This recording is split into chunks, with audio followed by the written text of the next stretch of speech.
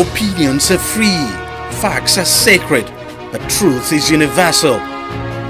How, in practical terms, can we, for instance, de-escalate the tension?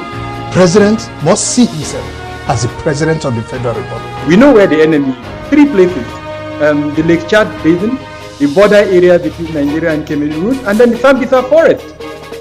On TV360, we give you a complete dose of everything. Opinion, facts and undiluted truth. I hardly believe what politicians say in this part of the world. A new Nigeria is possible, a future is possible. We delve into the issues, dissect it so that you can understand it, use it to take action. I don't think there's any need for any governor to look for grant for ranching. TV360, dissecting the issues. In the last 3 years, we have built a multi-purpose center, which is the envy of all in our constituency. And I can tell you that the people who are living there are already enjoying it. Guy, do you think what this man just said is true? See, I seriously doubt. I'm sure it's one of those their silly lies. Wait, do you know there's a way to find out if these things he's saying is true or not? This is the Construct app. It gives people like us a sure way to track implementation of constituency projects. It gives valid and verified information on location of projects, amounts allocated, amount funded, the level of job done, and even the profiles of concerned legislators. You and I can post directly on this app. Are you serious? This is the go-to app if you want to know how our Commonwealth is being expanded by the government. Wow. Let's even see if what this man said is true. Show me. The Construct app is developed by Other Paper Nigeria with support from USAID and is available on both Google Play Store and Apple Store. And it's true. Of course, I told you.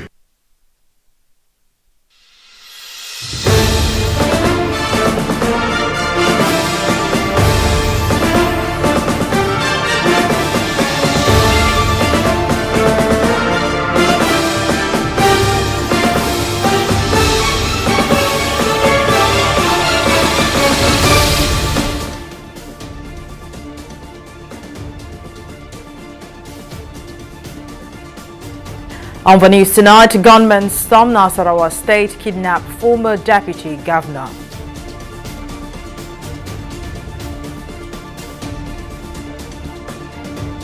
The HQ rubbishes calls for interim government, says plot is illegal and unconstitutional. And Labour Party leadership crisis deepens as factional chairman emerges.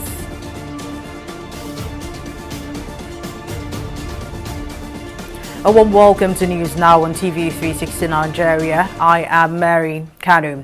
We begin the news with security matters. Gunmen have abducted the former deputy governor of Nasarawa State, Onje Gewado, during an attack on his village. Police spokesperson in the state, Ramhan Nansel, confirmed the development in a statement on Friday. Nansel said the gunmen abducted the former deputy governor, who is also the former dean of the Faculty of Law, Nasarawa State University, at his residence in Gwaga Village, Wamba local government area of the state.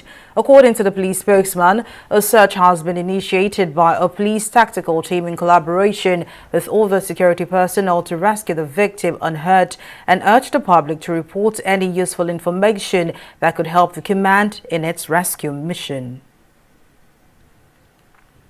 Still in security matters, the Defense Headquarters has described as unfortunate and unconstitutional the plot to foist an interim government in Nigeria. The Director of Defense Media Operations, Major General Musa Damadami, said this while addressing newsmen at the bi-weekly briefing on military operations across the country in Abuja. Damadami advised the proponents of an interim government to stop being mischievous, adding that the military is a reputable institution and would not support illegality but would act in accordance with the constitution of the country. Also speaking, the DMO director attributed the wave of kidnappings in some parts of the country to the availability of cash after a 4-month period of naira scarcity. It's rather unfortunate. An election has been conducted and INEC, who is mandated, has announced the president-elect It's not our responsibility to speak on that issue, but I know that several calls have been made from the presidency that there's nothing like interim national government. So I think people who are just trying to be mischievous, it is unconstitutional, and all of us know that one. The Constitution does not provide for an interim national government. And that is the point that the presidency has been hammering. And so that is the stand. It's not our stand, but that is what the Constitution says. It is unconstitutional. So anything that is unconstitutional, as far as I'm concerned, it is not applicable. The military is still working round the clock, 24/7, to ensure there's peace and security in the country. We are aware that before now, the cash squeeze, because if you kidnap anybody and there's no cash to pay, the criminals make use of the fact that you can pay cash. And unfortunately, with the reversal of the instruction of making the cash to be available in the public, I think that is what must have given the criminals the impetus to do what they are doing. Whether they want to kidnap those people and actually get the money, because I know that there's still some element of cash squeeze. There's still some element of cash squeeze that is going on, so I don't know whether they will be able to get those cash available, because even we ourselves are equally having faced with that problem.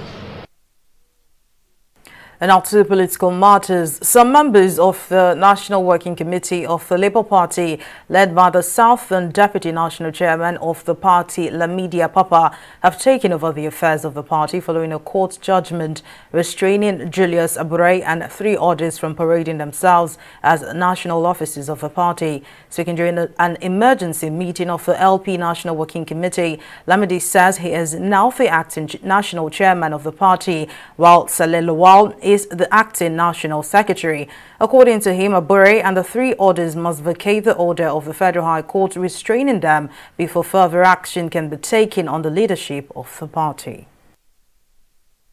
In an occasion like this, there is no room for vacuum, and therefore this National Working Committee meeting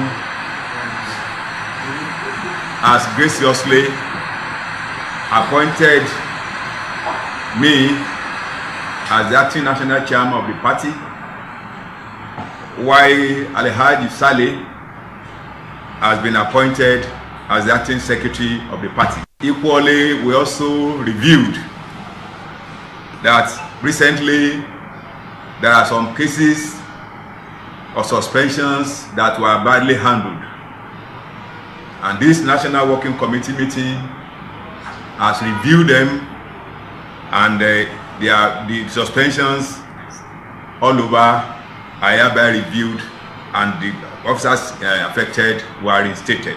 With effect from now, the so-called officers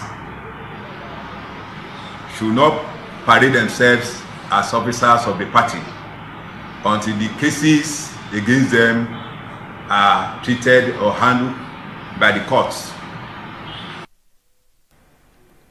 The internal wrangling within the Labour Party seems to have deepened following the replacement of Julius Abure by the Deputy Chairman South, Lamidi Apapa, in acting capacity. Addressing journalists after an emergency meeting held at the party secretariat in Abuja, Apapa said the National Working Committee acted on the judgment of a FCT High Court, which restrained Abure and 3 others from parading themselves as officials of the Labour Party over allegations of forgery. Meanwhile, an Edo State High Court has issued an order restraining the Labour Party from removing or suspending Abure and others from office. Speaking on the conflicting orders on TV360, Nigeria's flagship program, TV360, the National Legal Advisor of the Labour Party, Oyelekun Akingbade, said the restraining order suspending Abure was imperative given the gravity of the allegation brought against him, adding that the judgment will remain in place until the case is cleared in court. The restraining order did not remove the national chairman, Julius Abure. What the restraining order did was straight, restraining them from parading themselves because of what was brought before the court. And what was brought before the court was straight. Number 1, documents that were forged by Abure and his cohorts. What are these documents? They withdraw a letter from the candidate who never withdrew. Fake affidavit from court, fake seal, fake receipts, fake TSA generated receipt were the document that was put together by Abure. And these documents were purported supposed to be the documents from the FCT High Court. So what we did was approach the FCT High Court and say, oh, in light of this forgery, can Abure continue to be the national chairman? And the court said, oh, you are restrained, meaning just hold on a little set aside so that you can hear your matter.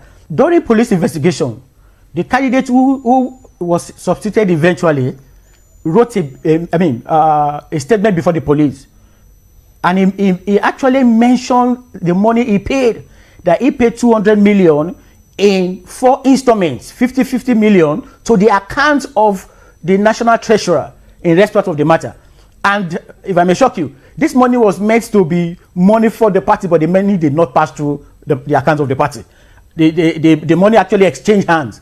And other money that was paid in respect of the candidacy of that man.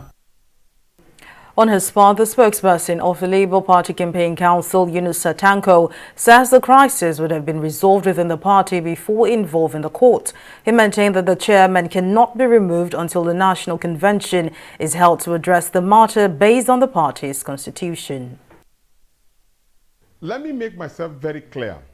While I've listened very clearly to the position of the legal advisor, I am not contradicting whatever documents that they have against the national chairman. I'm not. And then at the same time, I like it when you just say there are serious allegations, which I take very serious myself, for this kind of humongous serious allegation. But as Democrats, this has to be proven in the court of law. And these are documents they need to present at the court of law. The judiciary had made its position known, and the court in Benin also had just made a pronouncement that they should stay action on whatever issues that they have, and then meet on the court on the 25th of April to really listen to this particular matter. And the truth be said, there are internal mechanisms, to allude to the last position that you took, that there are internal mechanisms in the party that will have resolved this particular matter, not taking it to the public display or taking it to the court. The All Progressives Congress in Enugu State has suspended the Minister of Foreign Affairs Geoffrey Onyama and former Senate President Ken Nnamani from the party. The party also expelled former Governor Sullivan Chime, a former Speaker of the State Assembly Eugene Odo, and the Director General of Voice of Nigeria Osita Okechukwu. Speaking with journalists after the party's Executive Council meeting, Secretary of the APC Robert Ungu said anti-party activities undermine the ability of a party to fulfill its role and harm the functioning of democracy, adding that the APC has audio, text and video evidence to back the claim against the chieftains. The Established State Executive Committee, including local government chairmen and local government secretaries of the party, have ratified the recommendation of the disciplinary committee and hereby request for immediate suspension of Senator Ken Nnamani. The disciplinary committee concurred and recommended that Barrister Chime be expelled from the party, which they considered an appropriate disciplinary measures to be taken against Barrister Chime in line with the party's rules and regulations. Honorable Onyama and Mr. Ezra were alleged to have used Honorable Onyama's foundation called Pusike Group to work against the party and campaign for LP presidential candidate Mr. Peter Obi and PDP governorship candidate Mr. Peter Mba. The rare instance or rare cases of moles who were sent into this party by the opposition party, principally to disable this party, principally to undermine this party. And I've been at this for 12 years now, since the creation of this party. But I can assure the members of our party that this decision of the State Executive Committee that is unanimous This is the only meeting we have had here, that we had 100% agreement, 100% support in expelling these men from our party. And the federal government has called on state governments to prioritize the employment of healthcare workers, particularly in rural areas. The Health Minister, Osage Hanire, disclosed this at a press briefing in Abuja to commemorate the World Health Day and the World Health Organization's 75th anniversary. The minister said that while the country faces a challenge of inadequate health workers due to brain drain, there is an imbalance in workforce distribution between the urban and rural areas, and urged governments at the state and local levels to invest in the employment and remuneration of health workers in rural areas. The reasons for the reduced presence of health workers in rural areas is, first of all, the one I've mentioned, a preference for the city, and secondly, there is less investment in facilities at rural level, and the measures we are taking now will be to, again, another reason, let me point out again, is the migration of doctors to foreign countries and nurses to foreign countries. So the loss of manpower generally in the whole country. Measures we have taken here include making the rural areas, particularly primary healthcare, rural area facilities, particularly primary healthcare, more attractive. If you listened to my speech, I did say that primary healthcare centers are now to have staff quarters. So the lack of staff quarters was a disincentive, because health workers don't know where to stay when they go to work in villages, and you build a primary healthcare center that looks good, but where do they stay?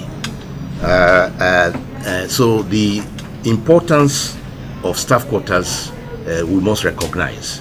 And then secondly, the provision of water, which I also emphasized, and then electricity, avoiding grid electricity and going straight away to renewable energy, solar power. So if you have light, you have water, you have a place to stay, it becomes obviously more attractive to rural workers. It also has the advantage that they can provide service around the clock. We'll take a break here, but still to come, reps ask NDDC to halt release of 15 billion naira humanitarian fund to federal government. We'll bring you details of the story and more right after this break.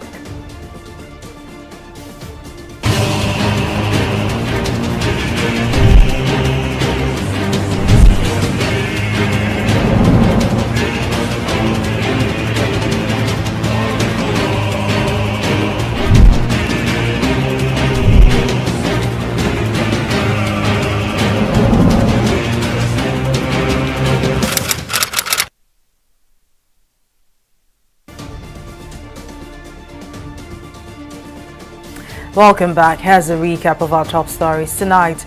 Gunmen have abducted the former deputy governor of Nasarawa State, Onje Gado, during an attack on his village. Police spokesperson in the state, Ramhan Nansel, who confirmed the development in a statement on Friday, said the search has been initiated by a police tactical team in collaboration with other security personnel to rescue the victim unhurt.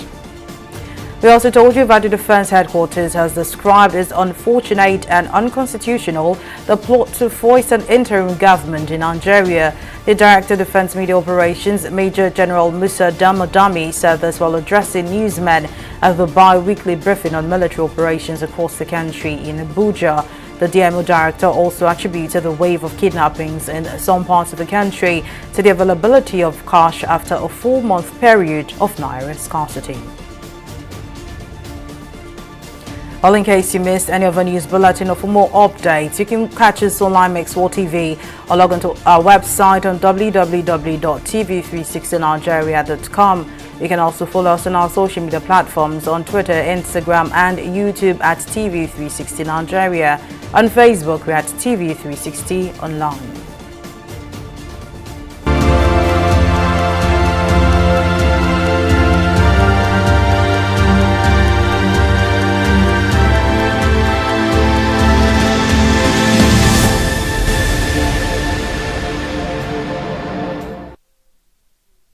And the head of the World Health Organization, Tedros Ghebreyesus, has pressed China to share information about the origins of COVID-19, saying until that happened, all scenarios remained on the table more than 3 years after the virus first emerged. Ghebreyesus spoke after a briefing, saying the global health body has asked China to cooperate with it to help trace the origins of the coronavirus pandemic.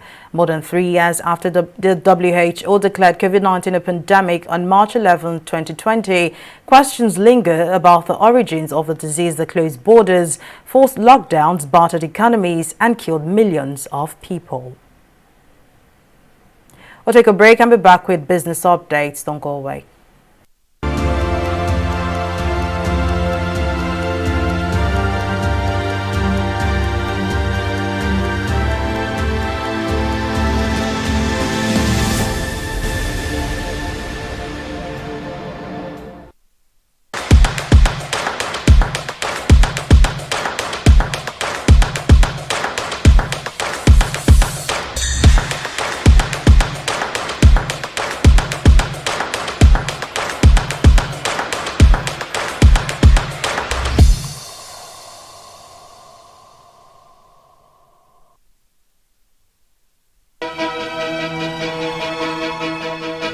Opinions are free, facts are sacred, but truth is universal. How, in practical terms, can we, for instance, de-escalate the tension? President must see himself as the President of the Federal Republic. We know where the enemy is. 3 places. The Lake Chad Basin, the border area between Nigeria and Cameroon, and then the Sambisa Forest. On TV360, we give you a complete dose of everything. Opinion, facts and undiluted truth. I hardly believe what politicians are saying in this part of the world. A new Nigeria is possible, a future is possible. We delve into the issues, dissect it so that you can understand it, and use it to take action. I don't think there's any need for any governor to look for grant for ranching. TV360, dissecting the issues.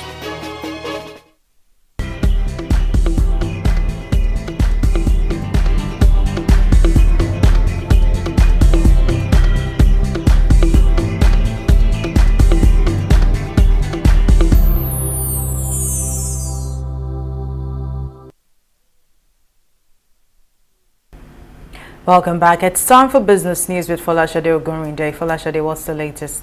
Well, many thanks, Mary. The House of Representatives has asked the Niger Delta Development Commission, NDDC, to put on hold the release of 15 billion naira counterpart funding requested by the federal government for a humanitarian intervention program. The lower legislative chamber passed the resolution at Thursday's plenary following the adoption of a motion of urgent public importance sponsored by Unyume Idem, a People's Democratic Party lawmaker from Akwa Ibom State. During the plenary, the House also resolved to investigate the Nigerian Communications Commission (NCC) over how it is utilizing Universal Service Provision Fund, an allocation of 2.5% of the annual turnover of the mobile telecommunication network operators as annual license renewal fee. NDDC for the last 3 years does not have a functional budget.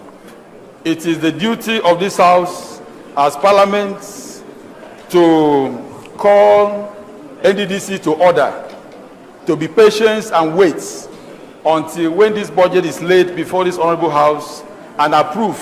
The House is disturbed that the inability of the NCC to utilize the Universal Service Provision Fund to promote the widespread availability and usage of network services and applications throughout Nigeria is a great disservice to the nation.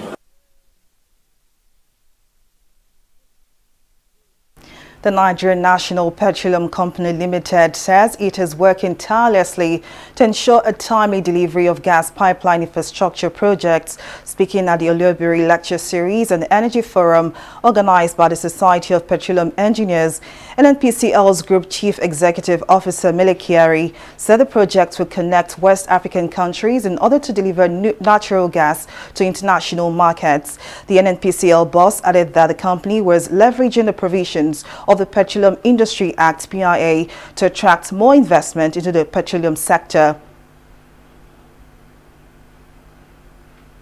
And that's it on Business News. Back to you, Mary, for the rest of the news. Thank you for the update, Falashade. Moving on now to the global, St. Togo's parliament has extended for 12 months the state of security emergency in the Savans region to help prevent incursions by jihadist groups across the border with Burkina Faso. Decreed in June 2022 by President Faure Gnassingbe, the state of emergency ended a few weeks ago after a first extension of 6 months in September. Togo's parliament voted to extend the measure for another year to allow security forces and local authorities more flexibility to take urgent measures to combat threats from militant groups. Well, up next is Entertainment Report.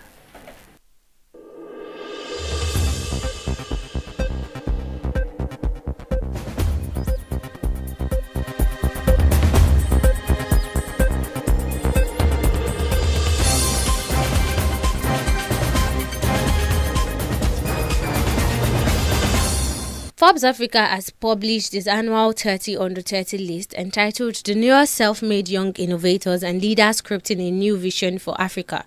This year's list, which spotlights the outstanding accomplishment of 30 multitasking entrepreneurs, innovators and leaders who are driving Africa's progress on their own terms, features Ariesta Thames, Asisat Oshoala, Blessing Joel Abeng and Chloe Koko Abiri. The finalists were selected from a pool of over 1,000 applicants, which included former Forbes Africa 30 under 30 alumni. Multi-award-winning Beninese music legend Angelique Kidjo has become only the third African to win the prestigious Polar Music Prize. The award, also tagged the Nobel Prize of Music, is a Swedish international award annually given to one contemporary musician and one classical musician. Becoming the latest recipient of the Polar Music Prize, Kidjo was announced as the 2023 winner alongside Chris Blackwell from the United Kingdom. That's it on the entertainment segment of News Now.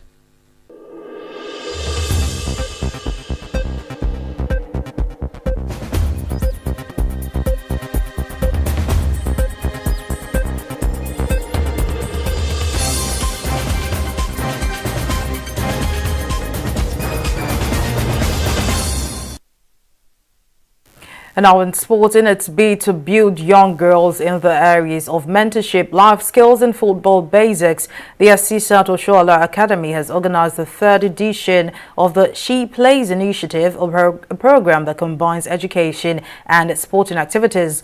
The program, which took place at the Nathaniel Idowu Pitch in Lagos, was geared towards improving education and sporting literacy for teenage girls. Our correspondent Falashade Ogurinde tells us more in this next report.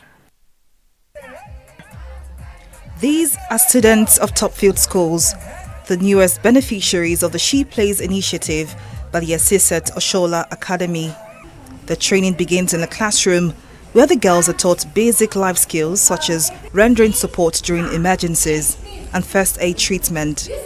The ability to make major life decisions and nurturing interpersonal relationships was also part of the lecture. On the field, games coaches train the girls on basic sports techniques in table tennis, football and athletics.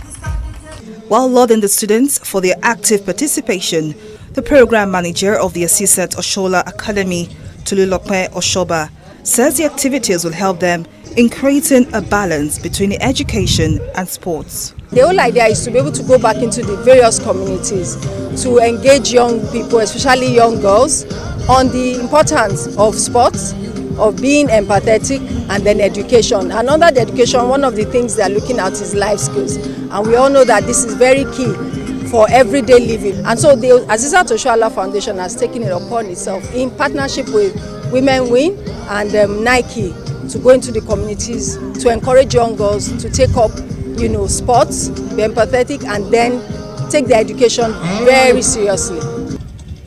Sports officials say events like this will help the girls better team players in their chosen fields. The whole sport, men and women who have reached their peak, who are still competing, if they can come in and adopt system like Haruna Podi and Oshoala this way, it will help Nigeria. It will help the youth ones that are coming so that they will not be running around the street.